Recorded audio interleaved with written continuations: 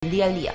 Helburu horri helduta greba orokorrea ditu dute, baina hainbat sektoretan izango du jarraipena hurrengo egunetan ere. Hala nola, garraioan eta energian. Ekonomia blokatzeko, ziren azken finean, manera bakarra da entzunak izaiteko, eta ez dugu guk blokatzen, fisikoki bai, baina blokatzen duena gaur egun, Macron, Born eta kompania da, beraz ez dugu guk blokatzen, baizik haiek dute egoera blokatzen. Hala ekonomia blokeatzeko ekintzak ere iragarri dituzte. Horrez gain, biharamunean segituko dute deialdiek. Izan ere, martxoaren 8 emakumeen nazioarteko eguna izanik ere, intersindikalak manifestazioa antolatu du Baionan. Eta zehazki testinguru horretan iritsiko da emakumeen nazioarteko eguna, pentsio reformaren kontrako greba giroan. Sindikatuek argitute pentsio reformarekin emakumeak izango direla lehen kolpatuak. Lan munduan desoreka handia badagolako eta erreformak muturrera eramango du egoera. Oraindik ere, emakume eta gizonen kotizazioak ezberdinak dira. Hau da, egungo sistema ez dela ona ohartarazi dute sindikatuek, baina reformarekin oraindik okerragoa izango dela. Azken batean, Emmanuel Macronen gobernuaren lege proiektuak kontrakotasun handia bildu du, eta baita zalantzak piztu ditu gizarteko hainbat sektoretan. Behor, badakigu doinuz altxatu behar dugula, jatekotan, eta beraz gaur, ez da abiatze bat, zeren arere, beste egun mobilizazioak izan dira, baina badakigu arere indar bat gehiago erakutsi behar dugula, eta ene ustez, hor manifest da horrendik abiatu, baina hori erakusten ari gira. Eta hori zergaitik, zeren azken finean ez gira entzunak, eta guk gure aldarrikapena ez da aldatu. Erretreta, erreforma hori bertan behera utzi behar du Macronek. Eta hori egin arte mobilizatuak egonen gira, eta beraz, bai gaur eta ondoko egunetan noski.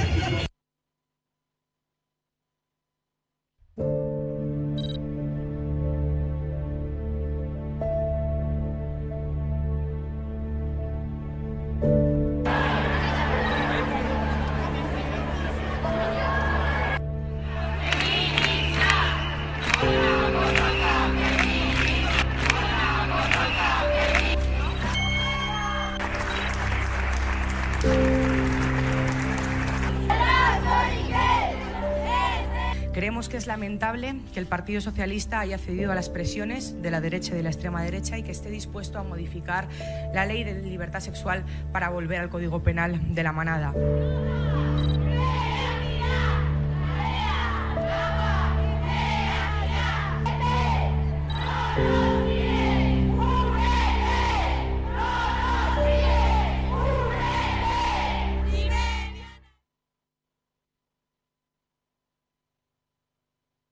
Porque si las mujeres representan la mitad de la sociedad, la mitad del poder político y la mitad del poder económico tiene que ser de las mujeres. Y habrá gente que le parezca grave, incluso absolutamente desproporcionado, pero a nosotros nos parece simple y llanamente de justicia. De justicia. Vamos a aprobar en primer lugar listas cremallera en la ley electoral. Vamos a aprobar la paridad en el Consejo de Ministros y de Ministras del Gobierno de España. Vamos a aprobar la paridad también en los consejos de administración de las grandes empresas en nuestro país. Vamos a aprobar la paridad en las juntas de gobierno de los colegios profesionales. Y vamos a aprobar también la paridad en los jurados de reconocimiento público a las personalidades, para que no pase lo que le pasa a la vicepresidenta primera, Nadia Calviño, que cada vez que va a dar un premio a algún economista, sea hombre o mujer, el jurado solamente son hombres.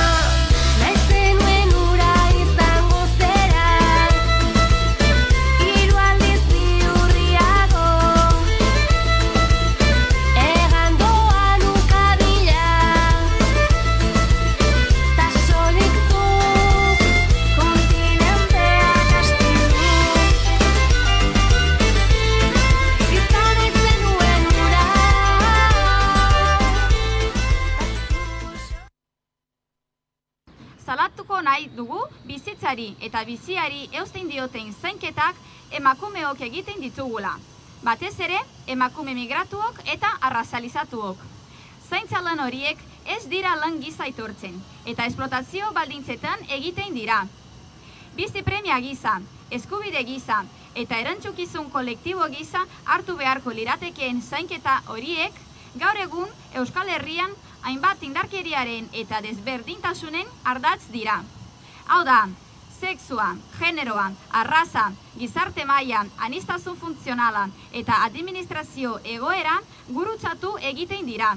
Eta zaintza lanak gizonen eta erakunde publikoen implikazio eza justifikatzen duten negozio bihurtzen dira. Zubietako erraustegiak Zurriolako hondartzara doan sarera diosinaz eta metalastun kutsatutako urak isurtzeko baimena bertan behera geratu da. Gurasosek ingurumen baimen horri aurkeztutako errekurtsaren ondoren iritsi da baliogabetzea. Baimen horrek indarra galdu du ingurumen sailak ez baitio erantzun aipatutako errekurtsari, hilabeteko legezko epean, martxoaren batean. Hilabete igarota zuzenen baliogabetu da kutsatutako urak Zurriolara isurtzeko baimena. Ildo horretan duela 5 hilabete, Zubietako erraustegiaren arduradunak hala nola Gipuzkoako hondakinen kontsortzioak uraren Euskal Agentziari baimen eskatu zion erraustegitik Arkaitzerrekara isurtzen diren urak ponpatu eta saneamendu sistemarekin konektatzeko, etorkizuneko larrialdien aurreko prebentzio neurri gisa. Horretarako lehenengo Loiolako hondakin uren araztegitik igaroko litzateke urrori. Gurasos elkarteak baina adierazi du araztegi horretan dagoen sistema ez dela egokia elementu kutsatzeak uretatik kentzeko. Izan ere araztegiak ez du erraustegien aurre ikusitako substantzia motetarako behar den tratamendu kimikorik, tratamendu biologiko hutsa baizik. Gainera Zurriolara doan sarera urkutsatua isurtzeko baimen hori Jaurlaritzak eman ahal izateko lehendabizi Ainarbeko mankomunitatearen baimena behartzen. Ingurumen sailak ordea mankomunitatearen oniritziri gabe baimendu zion Gipuzkoako hondakinen kontsortzioari. Testuinguru horretan behin Gurasos plataforma jarritako errekurtsarekin eta ingurumen sailak hilabeteko epean erantzunez izanarekin baimena baliogabetu da.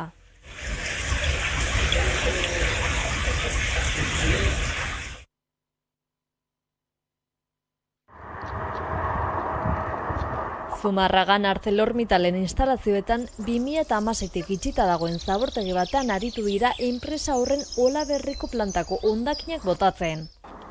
Gutxienez urtebetez bota zituzten altzairu errautsak itxita zegoen zabortegian, 2021ko martxotik 2022ko martxora arte.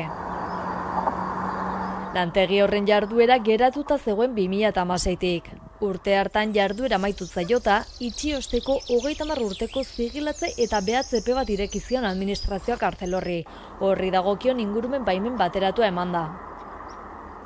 ArcelorMittalek baina Zumarragako instalazio hori Ormor enpresari saldu zion ondoren, eta beraz hark ez dauka bertan aritzeko inongo baimenik. Jardueraren ingurumen baimen bateratua Arcelorrek daukalako.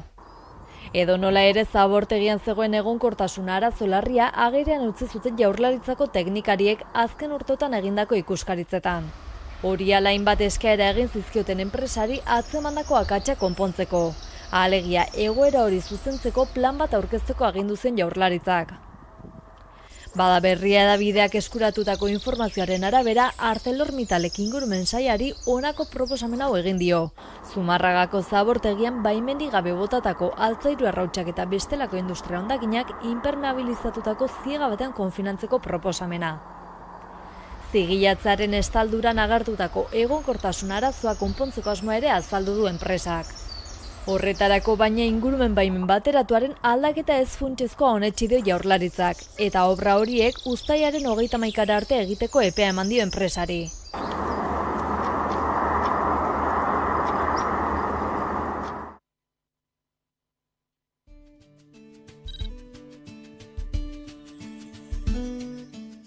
Elizondo eskola publikoaren alde egindako apustuaz harro nago. Zue ere eskola publikoaren alde apustu egitera animatzen dizuet. Nitzat, D eredu da dana, ez? Ez dut besteik ezautu, baina, D eredu da euskaraz ikasteko aukera bat, heziketa bat euskaraz posible dela, hezkuntza indartzeko, zabaltzeko bai, eta aukerarik horrela da.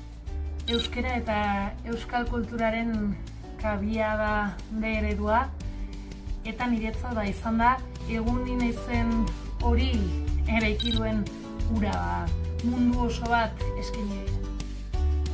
Es un derecho que vamos consiguiendo poco a poco en Navarra y que deberíamos tener en todas nuestras escuelas, que ofrece a nuestras hijas e hijos la oportunidad que muchas personas no tuvimos y muchas aún no tienen de aprender euskera y en euskera en la escuela pública.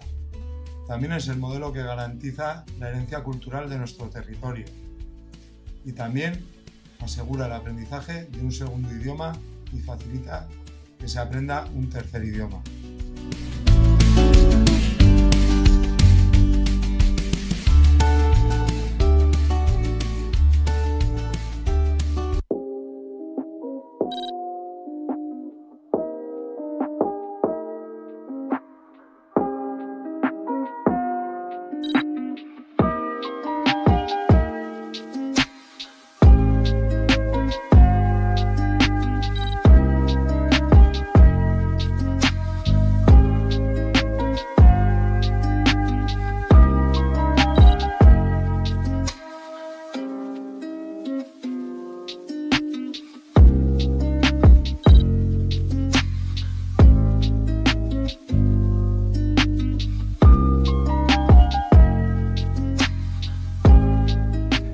Jardunaldi hauen helburu nagusia da, belaunaldi berriek euren jatorrizko hizkuntzak biziberritu nahi izatea. Bizi dugun testuinguru globalizatu honetan eta erronka horri erantzuteko hizkuntza komunitateetako gazteen arteko elkartasuna eta lankidetza funtsezkoak izango dira hizkuntzen etorkizunerako.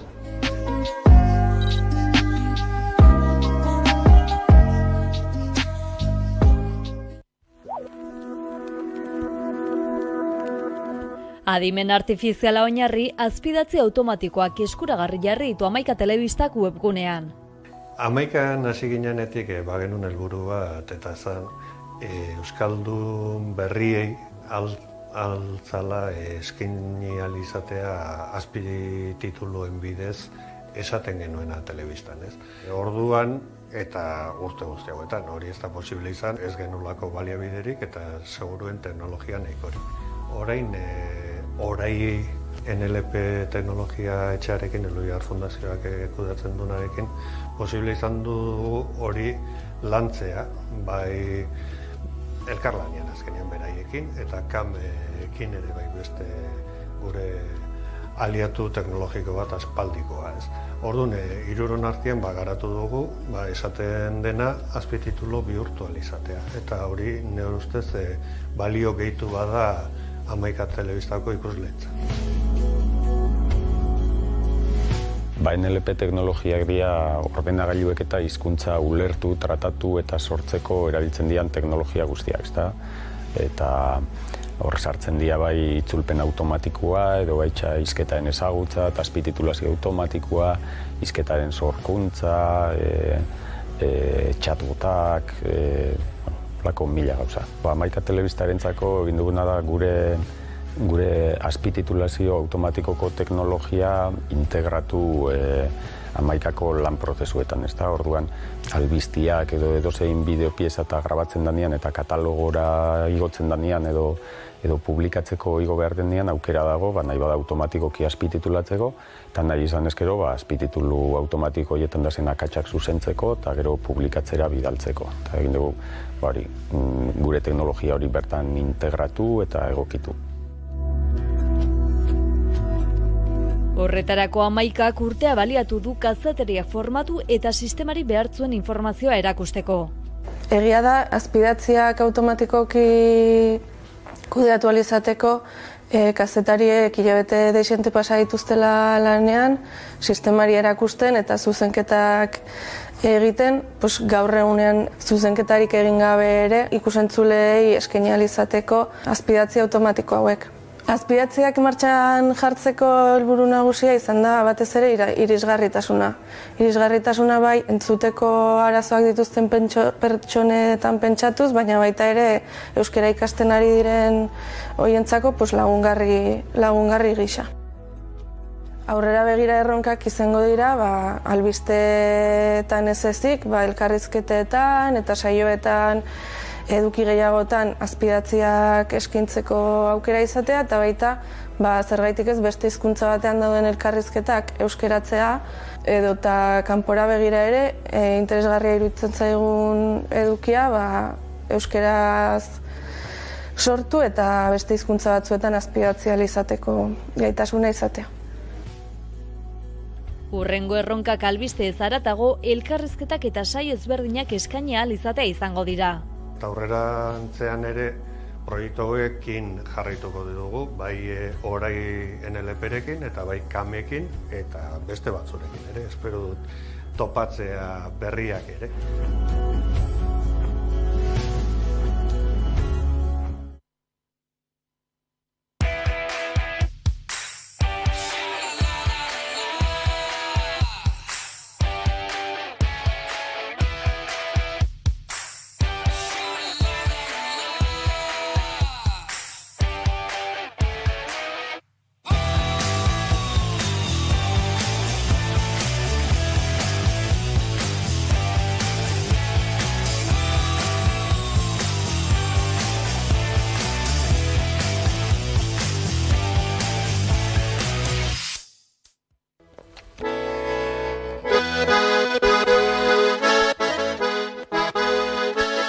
Hemen gaude berriro ere, eskerrik asko berako alkate jauna etorri, eskerrik asko berako herriari, aukera emateagatik hain leku polit eta dotorean guretik sortuaken aurkezpena egin ahal izateko, bigarren edizionen aurkezpena begit. Aspaldian gabiltza olatu gogorren artean, izenik ere zuen gure txalupa arraroan. 2023an aurten behin hori sortzaileak eta herriak esleituta ditugula, ze badakizue proiektu honen funtsa dela egonaldi artistiko batzuk sustatzea Euskal Herriko herri ezberdinetan. Parte hartu duten 39 herri hauetan, bai? 22 multzotan bilduta. Orduan, egonaldi artistikoak egingo dira, sortzaile bakoitzak herri batean, 3 astera bitarteko egonaldiak egingo ditu, eta sortzaile bakoitzak lehendik pentsatuta ekarritako proiektu bat garatuko du bertan. Egonaldi horiek amaitutakoan, eta epe muga batzuk iritsitakoan, sortuko diren lanak azkenean izango dira 10 ipuin luze, 5 komiki lan, 4 film labur eta 3 antzezlan. Kasko azpiak zeharo zulatu, ikusten da porturi, ez dugu ikusten baina imaginatzen dugu.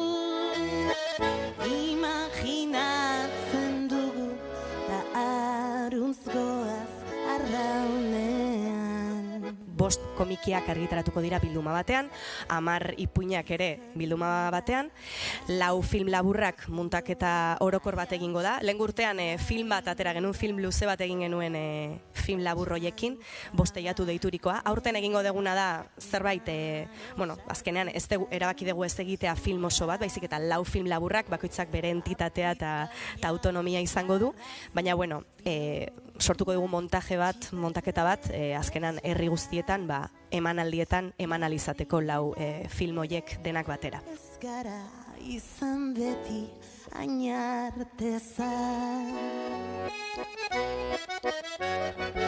ez esantxo ilargi. Eta 2024an, sortutako lan guzti hauekin egingo da kultur zirkuitu bat. Proiektuan parte hartu duten herrietatik igaroko dira, aipatu dizkizuedan lanen aurkezpenak.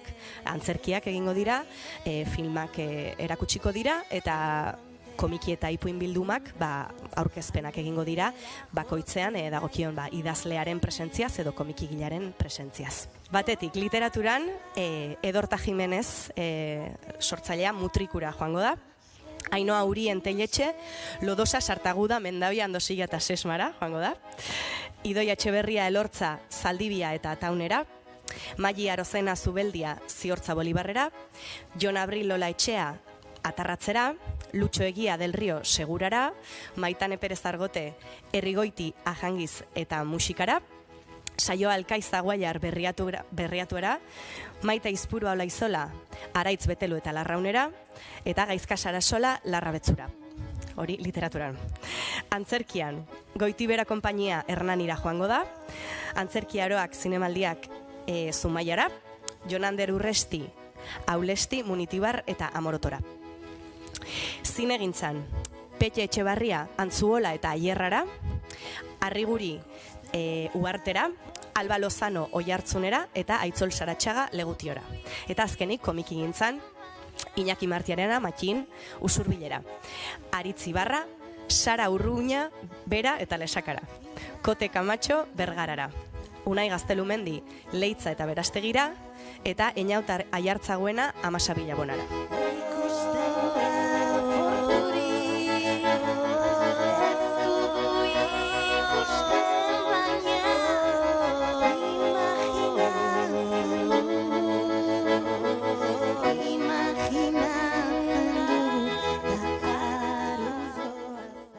Bueno, lehenik eta behin, espero zenuten filmak izan duen harrera? Bueno, inoiz ez duzu espero alde batetik, ez? Baina beti daukazu esperantza jendari gustatuko zaiola. Orduan, bueno, ni publiko moduan ere zuzentzen dut, ni publikoa naizelako, beraz, bueno, espero, hori zen nire desioa eta egia esan sorpresa polita izan da harrera. Esan duzu jada behin baino gehiagotan, ezpat eta sorginkeria uztartzen dituela irati filmak, nolakoa izan zen sormen prozesua? Bueno, luzea, lehenik eta behin, 5 urte izan direlako pelikula altxatzea, baina gero, niretzako oso zirraragarria, ez? Alde batetik, erdi aroko pelikula bat egin, dena sortu, espata eta bataiak eta borrokak eta bare diseinatu, egoera fantastikoak eta bar sortu, orduan, nahiko ambiziosoa izan da, eta luzea eta gogorra, baina asko disfrutatu dut. Aktorei dagokionez ere neko sagardo irekin jada egin zenuen lan, Itziar Ituño, Edurne Azkarate ere agertzen dira, batzuk azpimarratzearen. Nola izan daiekin lan egitea? Gozada bat egia esan, hori eneko ja aspalditik ezagutzen duen, eta berari errementariren promozioan aipatu nion irati egin nahi nuela, eta bera nahi nuela eneko aritzaren paperarentzako argi neukan. Eneko fisikoki eraldatu egin da indartsu jartzeko, dieta eta zaldian ibi ikasten, espatarekin mugitzen eta gero aparte pertsonai horri dimentsioa eman, ez? Berak dakien moduan aktore bikaina baita. Eta gero Itziar Ituñorekin Marirentzako behar nuen emakume indartsu bat, ahots potente batekin eta gainera Itziar Mariren jarraitze zutxua da, orduan aurrera egin zuen da ikaragarri ondo. Eta gero Edurne kastina egin zuen, eta egia esan kastinera etorri zenean izugarrizko sorpresa izan nuen, bideoan ematen genituen eskaletetan euskera zahar hori bazegoen sartuta itxatita, eta berak ekarri zuen landuta, eta hori ikusi genuen pelikularen soinua, ez? Berarengan kastinean. Eta gero aparte badokan fisizidade hori, pelikula oso fisikoa izango zen, da borrokekin, korrikan, eta mendikara, eta emakume indartsu bat behar nuen, eta hor zegoen Edurne, ez? Fizikoki oso indartsua dela, baina gero aparte magnetismo handia duena ere, ez? Eta transmisio indartsu bat pertsonaren nintzako. Esan duzu jada hizkuntzak garrantzi handia daukala. Film honetan antzinako euskara erabiltzen da eta horrek berezi egiten du, ezta? Bai, guretzako izan da, bueno, antzinako euskara baino da, antzinako euskara horren testura batzuk berreskuratu ditugu, publikoa pixat gehiago barneratzeko eta murgiltzeko garai horretan, emateko testura bat. Ez dugu egin nahi izan alako errekuperazio antropologiko bat, baizik eta narrazioarentzako ondo etortzen zitzaion testura hori lortzea era batean, ez? Baina egia da, atxiki dizkiogun elementu guzti horiek filologoekin daudela kontrastatuak eta bar, eta orduan, bueno, neko fidelak izan gara horrekin eta respetu handiz erabili dugu. Baina, pelikula guztiz ulergarria da gaur egungo euskaldunetzat. Eta euskararen presentziari dagokionez zinema aretoetan euskara oso urria da gaur egun, irati izan da historian zehar, estreinaldirik honen euskaraz, nolako irakurketa egiten duzu horren inguruan? Nik uste, jendea alde batetik gogotsu dagoela euskarazko proiektuak ere kontsumitzeko, ez? Ikuste, hor badagoela mundu bat non jendeak euskaraz bizi nahi duen eta kulturan igual zinemako entretenimendu arloan bizi nahi duela ere, ez, euskara hori. Eta gero bestalde, dela genero bat normalan ez dugula gure gizartean, ez, gure herrian. Orduan, nik uste ere jendeak hartuela gogotsu, ez, euskaran bizi den jende hau ere olako produktuak ere euskara zeukitzea, eta oso polita da hori. Eta amaitzeko, Paul, Errementari filma duela 6 urte gutxi gora bera estreinatu zenuen, zu bezalako zuzendari baten burua beti sortzen dago, proiektu berririk aldaukazu eskuartean? Bai, noski, banabil lanean. Eta, bueno, ezin dute zera aurreratu dola detaile askorekin, baina bai esan dezaket hildo beretik noala. Hori bai. Bueno, Paul. Fantastikoa eta euskal folklorean oinarri dutare. Zure txaientzako hasi garatza, gau ez argitzen duena.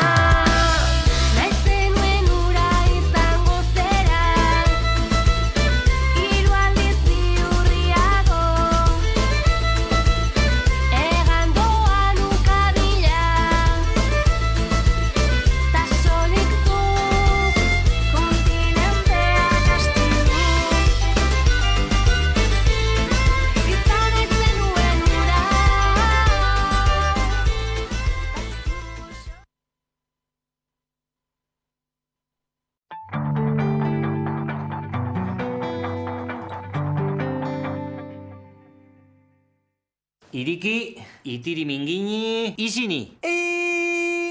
Osoa Infinity daukazunean antzeman egiten da. Zatoz Euskaltelera eta eskuratu zuntzamaz Wi-Fi 6rekin telebista eta gigakopuru mugagabe duten 2 muikor linea 59 euroren truke. Azken prezioa. Kontratatu 17 berrogeian dendetan edo euskaltel.eusen.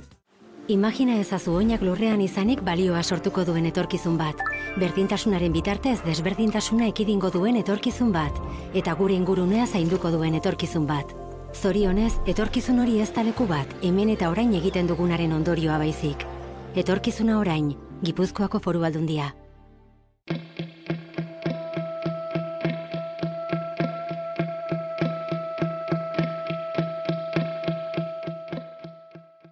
Nerea Arriola Urberuaga.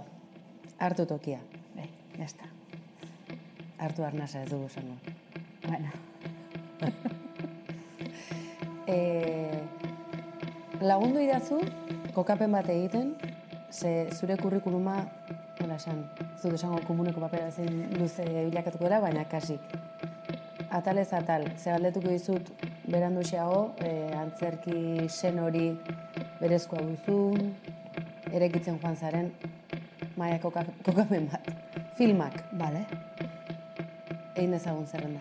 Filmena? Ze filmatan agertzen da? Hori berrixa da. 5 lobitos, ja. Eta? Filmak horiek. Esperientzia? Labur? Ona. Oso ona. Bai, nabaritzen, beti esaten da hor, badukate, olatz behori bidek esaten zuen. Nabaritzen denean adibidez produkzioa emakume zinguratua denean, edo emakumeak sortutakoa denean, eta bai, zan produkzio handi bat zan, nabaritzen zan ritmoa zara oso altua. baina, ostras, zaintza, bai, zegoen lasaitasun bat, igual pelikularekin bat datorren lasaitasun bat zegoen rodajean, oso interesgarria zena. Eta zaratatu ninduten, zoragarri, oso ondo. Olatz bidea aipatu duzu, web seriak edo eta beste plataformetara ekoitzitako ez dira filmak, baina ikusentzunezko zinematografikoak. Bai. Hor dago Gutu Berrak, zertako hor ere dago, beti azto egin zezkit. Supertxope ere, bada ikusentzunezko zerbait. Ze gehiago. Beti azto egiten zaizkit guztiak. Donostia Kulturan bazenuen personaje bat, ez dakit hori web serien atalean sartu genezaken, edo ikusentzunezko ekoizpen bezala? Entzunezko bai, Dolores Mujika Info7 irratian garatu zen, bere garaian. Sortu zen Donostiako Piraten Harira, egin zenean bertso piropoteoa, eta nahi zen irrikitariaren estiloko pertsonaje bat sortu, pixkatxo bat anti-personaje hori edo esaten dena, hau da, ekintzaren aurkazi joana, eta gerora bileran, gauratzen ere izango nuen, eta bideratzen bali badugu hemendik, eta justo hor utzi genuen, eta handigan gutxira dituziaten Info7tik, eta prestan gozinak egiteko tartetxo bat hemen gure zean, eta daukat personaje bat, ontsa sortu berria, eta garatuko dugu, eta hor sortu zen, hor garatu zen, evoluzionatu zen. Bai, eta gehiago, aztu egiten zaizkit beti. Personaiak aipatu dituzu, errealak esan dezagun, jendaurrekoak, Donostiako Piratekin lotuta, personaje gehiago. Bai. Apaizana. Ez du beragitu dituzu, zeintzu dira, apaiza? Apaiza, hasi nintzen Dukesa de Albarekin. Albako dukesa. Bai, Albako dukesa. Gasko ere egin izan dut, urte behin ere, bai, esan. Donostiarekin lotutako personaje ilustreak. Ilustreak, beti ilustreak. Ilustreak, baina ilustrisimoena. Aberatxa. Apaiza. Edo eta Donostiako bizitza sozial horretako izen propioak. Bai. Ederki. Antzerki gintza. Nahi duzun eran zerrendatu? Garrantziagatik, kronologikoki, gehien ukitu zaituzenak, presente dituzunak, horretan zabiltzanak. Ditut batzuk buruan, bada egin dugun azkena, da emakume abeslari burusoila, teatro absurdoa, zoragarri, zerbait zoragarri, euskera ere zaila, jasoa, absurdoa, eta reto bat bezala. Gero, taen ere kurso amaierako obra zan Alfredo Sanzolen En la Luna edo Ilargian, bi hizkuntzetan elebidun egiten da, eta izan zen ere 11 personaje, desafio polit bat. Gero ere, bere garaian, 22 urtekin ere, antzerki eskolan egin genuen Eperren Mafia, guk sortutako obra bat sexismoaren inguruan, oraingo esateko litzaidakena ikustea ea ze iritzi daukadan, horren inguruan. Eta beste bat ere, oso personaje polita da Conchita Tu egin genuenean, bere Instagrama daukan gainera, dagoela bere personajea oinarrituta Sirenitaren Ursula personaje horretan.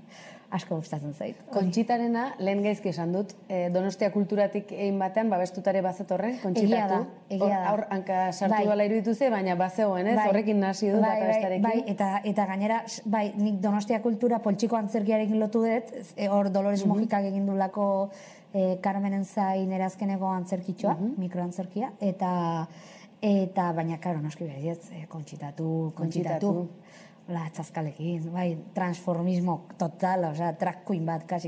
Bikoizketa lanetan, badukazu esperientzia bat. Pentsatzen dut horrek ere, zure esan dezagun estiloa eraikitzerako orduan, balibide bat gehiago bada, ez? Ahotsa, ez dakit horrela menderatzen esaten duzu, ez duzula alako ahots grabea, baina jokatzen badakizu. Etekin ateratzen diozu ahotsari. Bai. Nik uste bizitzak, adibidez antzerkian, dantza jakitea garrantzitsua den bezala, edo balio dizun bezala, zure gorputza kontrolatzeko, ezagutzeko, plastizidade edukitzeko, ahotsa ere landu beharreko zero. Eta nik edukin nire ikasle bat, Lierni Fresnedo, taen, zoragarria, eduki dudan irakasle horrentariko bat. Eta gero ere, bikoizketa ikasten hasi nintzen. Eta lokuziorako ahotsaren kontrola, ahotsaren manejo, azkartasuna, kolorekin manejatu alizateko. Bai, motor aldetikan balin bada ere, asko lagundu zidan, eta gero noski, adibidez bikoizketan, zure interpretazio erraminta bakarra ahotsa denean, naiz eta jarriko balin bazanuten kamera bat ni bikoizten, mugitzen naizen, leku guztitatik, claro, da elementu bat ematen zaionez horrelako garrantzia konstienteago zera, oraindik gehiago horrekin, eta bai. TAE aipatu duzu, zer da TAE? Taller de Artes Esténicas edo Arte Esténikoen tailerra. Non dago? Ditu sede desberdina, Donostien dago Egian. Egiako kulturetxean egiten da 3 urteko formakuntza bada. Eta, bueno, nien etorren zure lantzerki eskolatik, oso gustora, baina behar nuen gehiago esaten den bezala. Eta, bueno, sartu nintzen hor, eta batez ere jende berria zagutu, estilo desberdinak ikutu, irakasle desberdinetatik pasa, hori nik uste garrantzitsua dela. Leku desberdinetatik pasatzea zure formakuntzarako, orduan. Bai, izan zen oso esperientzia polita. Inoiz pentsatu izan zenuen, erizaintzari heldu aurretik antzerkigintzari zuzenan heltzea, ala izan dira elkar errelikatu duten bi bide, edo eta bi nerea izan dira? Osea, bai eta ez. Osea, esan daude gauza askor, noski pasazitzea laburutik, baina, bueno, hor ere dago bakoitzaren autokontzeptua, nik zer egingo dez, ez zer. Eta, bueno, erabaki bat hartu hartzan, 18 urtekin hartu garen erabaki hori. Eta, bueno, niri hortik eraman zidan. Hortik hartu nun, zehazkietak izergatik, baina, bueno, hartu nun. Eta, baina, bueno, konsideratzen dut balio izan didala. Denek balio dizu, gauza guztitarako. Antzerkiak balio izan dit, erizaintza lana egin alizateko, zeren, bueno, denok jarri behar dugu maskara bat, batez ere lan batzuetan, egon gaitezke gure egoera personalean gauden modura, baina momentu horietan, bueno, profesioaren perspektibatik, denok jarri behar dugu maskara bat. Eta lagundu zidan, eta, bueno, humorea pixkat lantzen pazientearekin. Eta gero, ospitala eta erizaintza bezalako lana, orokorrean pertsonekin lan egiteak, irakaskuntza bezala, da pertsonaien liburutegi oso interesgarri bat. Orduan, bueno, bai. Momentu zailetan gainera. Bai, bueno, eta bai. Denetik, baina badakit zailak bizi izan dituzula, erizain lanetan, badira pentsatzen dut egiteko ezberdinak, ez nahi zaditua, hori zuk ondotxo jakin duzu. Bai, gauza guztia bezala. Baina, bai, egia da ere, erizaintzan lanean aritu zaretenok, zenbait gauzari, akaso garrantziak entzen diezuela, gure lanaren parte da, baina askorentzako deigarria bada, besteak beste, heriotza agertu duen jendearekin egotea, lan egitea, zaintzea, bada ardura desenteko bat, horrek, zenolako arrastu dutzen dio bati? Bueno, da depende. Hor badago, barrera profesional bat non ulertu behar dugu. Osa, nik argi daukat, adibidez, nik ikusituan egoera asko, kudeatuko nitukela igual asko desberdinago nire ama edo nire aita edo nire izpa izango balira hor daudenak. Osa, zeren erlazio personala edo lotura personala handiagoa da. Baina bai, bueno, gogora batzuk ikutzen dizkizutenak asko, gogorrak direnak, eta, bueno, beste batzuk ere, bueno, ez dakit, badaude hor momentu batzuk non, bueno, zuritu gauza zaizu hor egotea, eta, orduan, bueno, saiatzen zera alik eta goxoena izaten, bai, hilko den pertsonarentzako, eta baita inguruan dauden pertsonentzako. Orduan, bai ematen zaio, nik hor, bai dauka sentsazio hori ez, badela lan bat, non eriotzarekiko duintasun asko bilatu nahi duen. Eta, nik hor, zentzu horretan ez daukat sentsazio txarrik. Beste gauza bada, pertsona gera. Eta pertsona geran bezala, batzutan lan etxera eramaten dugu baina, suposatzeet hori lan guztitan. Egia da, eriotzarekin lotutako gauzetan, badirudi ez pixu handiagoa duela, eta pentsu batean badu, baina, ez dakit.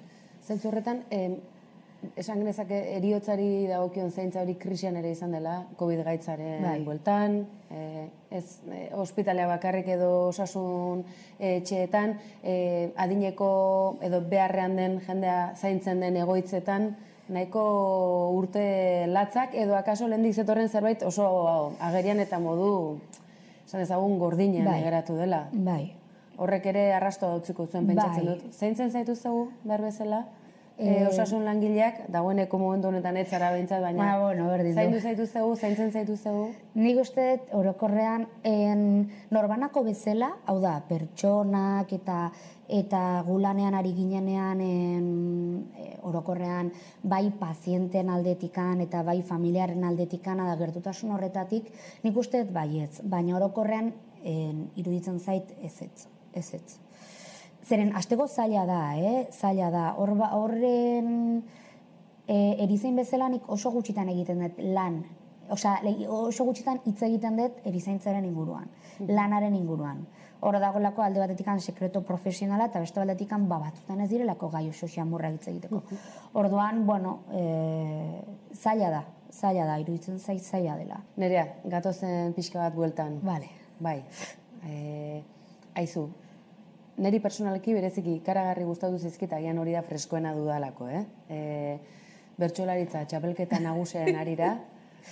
Asko gustatu zait, alde hori luzitzea eta aizu, gauza, ez dakit, humorezkoak egin daitezke, umorea erraza dela esan genezak egin batean, baina landutako umore inteligente hori, sareetan gainera, estreinatu izan duzu, ze moduzko emaitza eman dizu, feedbacka ona antzeman duzu, zakit irakaspenak, zakit urrengo txapelketa beste, alako beste esperimentu baterako? Hau sortu dugu saioa perona, Anderredok eta Irurok, zutan banen laguntzarekin, eta Iruña Astiz ere Arkakuso sareetan berak ere eman digu bere laguntza.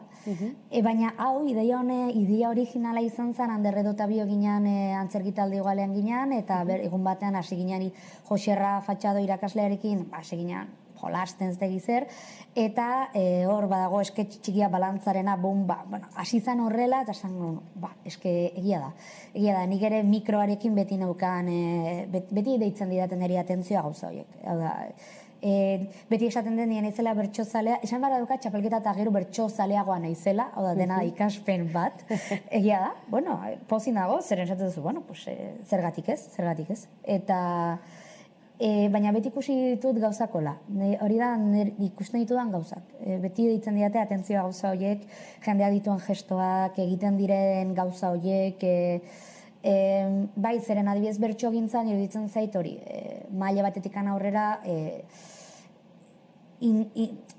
niristenen naizen hitzaren inteligentzia batetara iritsi behar dela, eta orduan, klaro, deskonektatzeko erreztasuna handia daukat. Arte guztiak bezala garatu egin behar dira, geroz eta ordu gehiago bertsoak entzuten, geroz eta gehiago dakizu gauza guztiak bezala. Iritzi ere ikusi zaitugu, bertsolari txapelketa nagusienetan. Hori izan zen, jazta.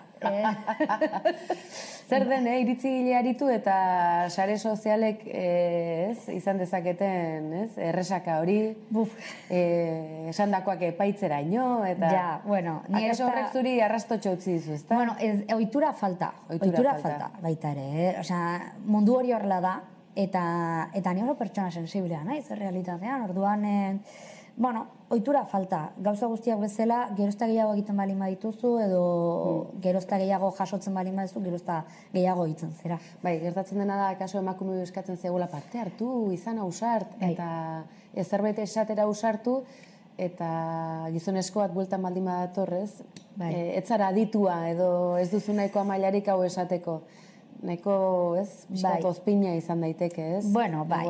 Neri ez diate egur asko eman, adibidez. Bai, ez du aipatuko bereziki, Twitterren erantzunen bat, izan zenuela, tira. Badakit honi buruz ez zaizula bat ere gustatzen hitz egitea, beraz, ez zaitu trantze horretan jarriko, segi ezagun aurrera. Aipatzen ari ginen bertsolari txapelketa nagusiari lotuta, Instagramen ikusgai dago, ezta? Instagramen eta TikToken? Bai, eta Twitterren ere. Eta Twitterren. Eta Facebooken esango nuke ere, baina uste dut azkenekoak ez ditula igo, Nola bilatu ditzakegu? Bilatzenean zer jarrita? Traola 8 txikia. 8 txikia. Hori da. 8 txikia dugu batetik. Sare sozialetan aurkitu ditzakegun beste edukiak. Kontxitatu, bai, tou barkatu. Kontxitatu, Instagramen. Bai. Instagramen. Ze garai hortan egia da, TikToka kaso ez zegoen oraindik alako booma ez zegoen, Instagrama bai. Hori da, nik TikTokaren booma edo TikToka ezagutu non pandemian, konfinamendu garaian, eta badakit Kontxitarekin egin dituela bideo batzu, zeren pandemia garaian ere, Donostia Kulturaren babespean ere, egin genuen saio bat zuzenekoa Poltsiko antzerki telematikoa. Izan zen, amatxo maitiaz izan zen hori, ni bi mobilekin, Skypean ere taldekidea, ni bakarrik etxean, bueno. Amatxo maitia, aztu hori. Laborategia izan da, ez da, zentzu denetan. Bai, hortikan ikasi nituen gauza asko, esan bara dago iluminazio aldetikan, soinu aldetikan, ikasi nituen autoekoizpenak ere laguntzen dizu, Etxeratze garaian nola bizi izan zenuen, bakarrik? Ez, etxeratze garaian pixukideekin, eskerrak. Eta, gero nire lan erigotzen nintzen, orduan, bai, esan beharra dukat, aprobetxatzen dula... Lanera igo esan eduzu, Donostia ospitalera egotzen nintzen, eta gero oinez geisten nintzen. Zerrendarekin segituko dut. Bai. Webseria, non dugu ikusgai? Adibidez, Gutuberrak dago, Belarribero bai esan, ez dutela esan. Aztu zegu, eta hori kapitulo importante izan da. Bai. Belarribero bai esan genezake badela ekoizpen handiena. Ez, Gutuberrak ekoizpen aldikan handiagoa izan zen. Bai, handiagoa izan zen, hori YouTubeen dago, Gutuberrak. Zertako ere da Barrexerkakoek bideorekin batera, egin zuten lantxo bat, oso polita, oso ondo pasanun, beraiekin, oso ondo. Baina Belarribero bai esan da, lan bat, oraindik ez dago nasaretan, eta nik dakidala igoko dutela, mendik gutxira, edo ez dakit beraiek erabakitzut. Egiten nik pasanun, oso ondo.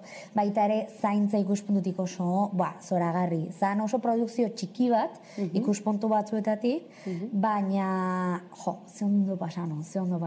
Osea, hori egiten. Eta ze jende zoragarria ezagutu dudan horren arira. Bai. Antzerki gintzan.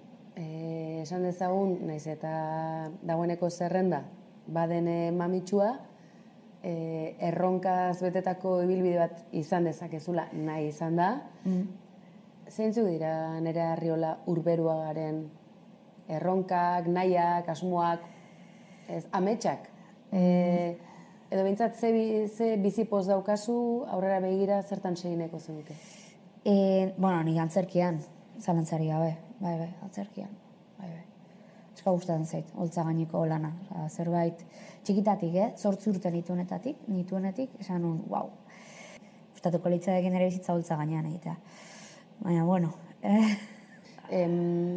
Bukatzen dira, lehen aitatu diazu, atarikoan makilatuta ala ez. Ni makilatuta nentorrela. Ni ez. Galdetu izun nahi duzu makilatu eta ez, baina...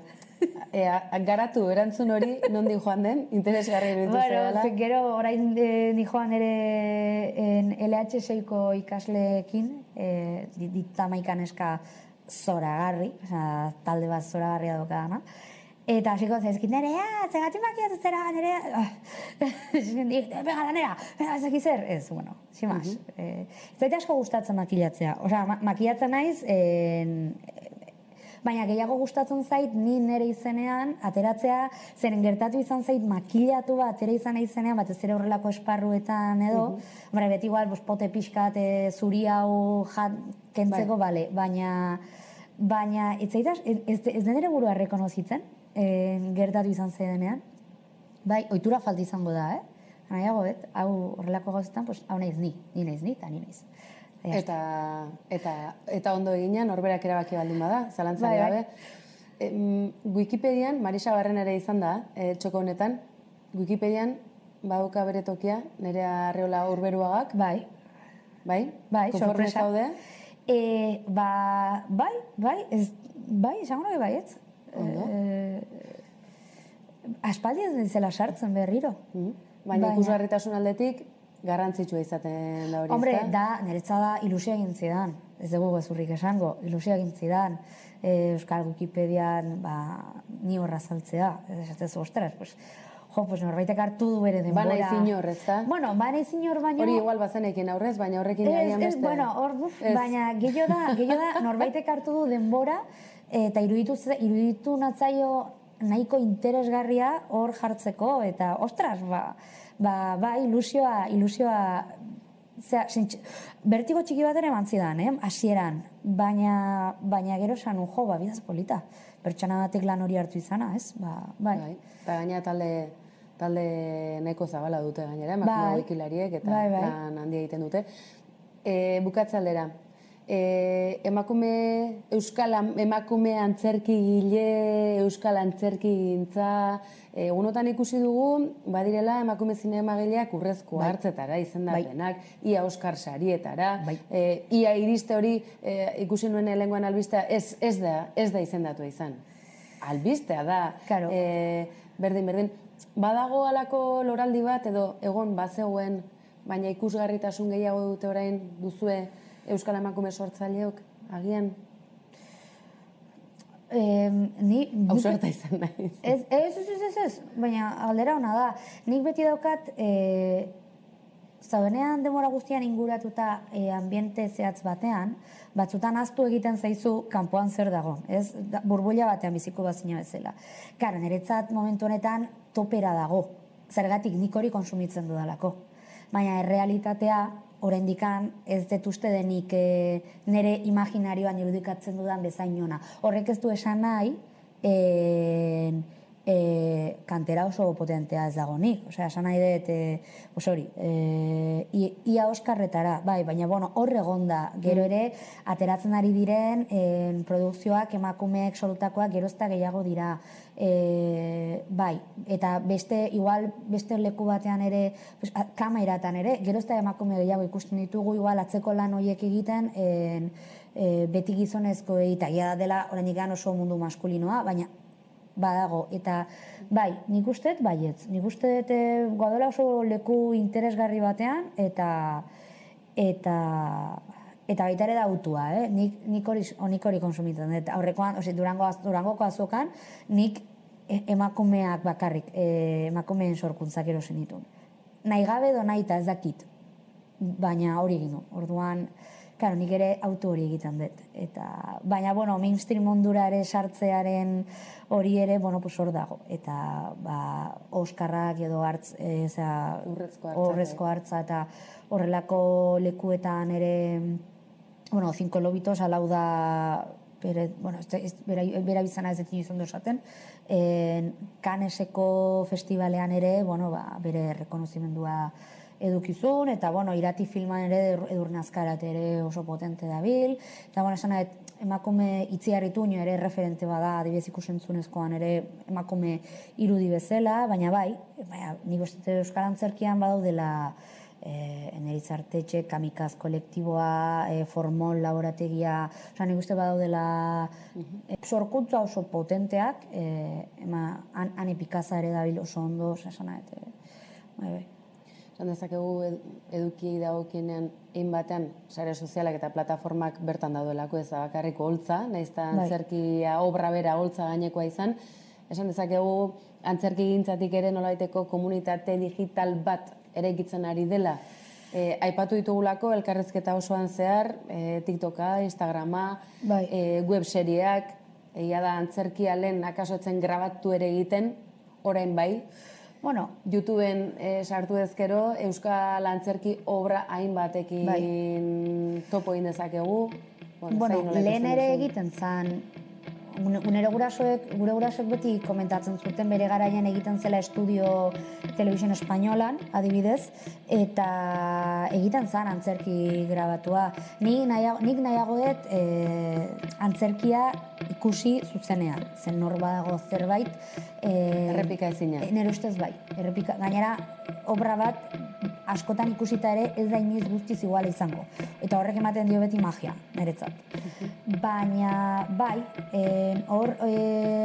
Oiar Gilamek esaten zuen, lehen egunkarietako zeak behar zirela kulturako sekzioa jakiteko zertzegon edo zer ikusi bartzan, orain sare sozialak ezinbestekoak dira. Eta, nik usteet ere garrantzitsua dela komunidade bat sortzea, zen nik adibidez erabaki dezaket X kolektibo jarraitu, X no seke, X no seko. Eta nik usteet modu inkonstiente batean ere egiten dela. Igual antolakuntza seriorik egin gabe, baina seguraski, bai, garrantzitsua dela. Bai, zeren digitalizazioa gustu izan ala ez hor dagoen zerbait da, eta sareak sortzeko edo eta egiteko, nik uste erraminta oso potente izan daitekela, kontuan hartu barrego zerbait, bai. Ederki, Nerea Arriola Urberoaga, antzerkigilea, antzerki irakaslea, webserietan aktore, poltsiko antzerkian gidoilari aktore, edizio lanetan ere badakigu zerbait ikasi duzula, argi kontuak ere, etxeratze garaian, autoko gidoi baimenik. Hori ere ja aterata, ez dago kotxerik, baina auto gida baimena, hori ere, txek, egin da. Ederki, zu batzu alare urrunxe geratzen da batzutan, ez da, garraia publikoarekin, segun nora nahi den heldu eta denbora epe laburrean, gerturatuko zaitut? Oso ondo. Nora bait? Bai, mesedez. Nora? Klase ematera. Nora? Ate gorrietara. Ederki, bagoazen? Bale, eskerrik asko.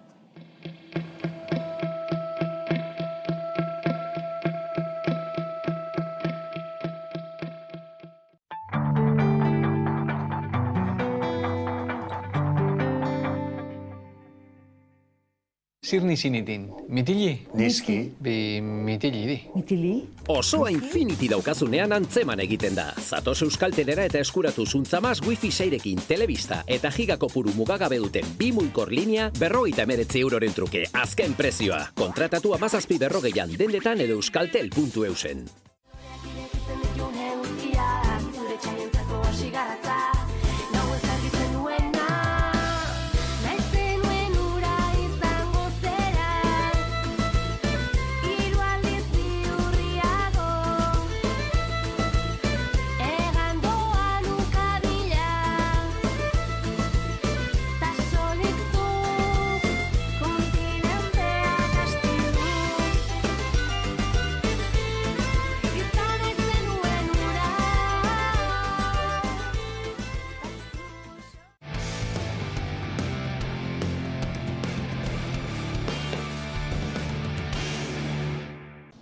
Esta mierda.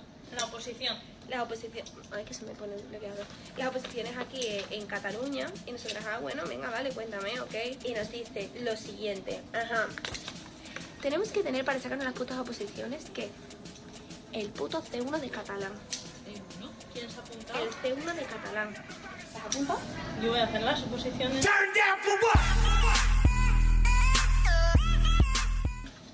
Clara, por favor, me estás desmontando el vídeo, tía.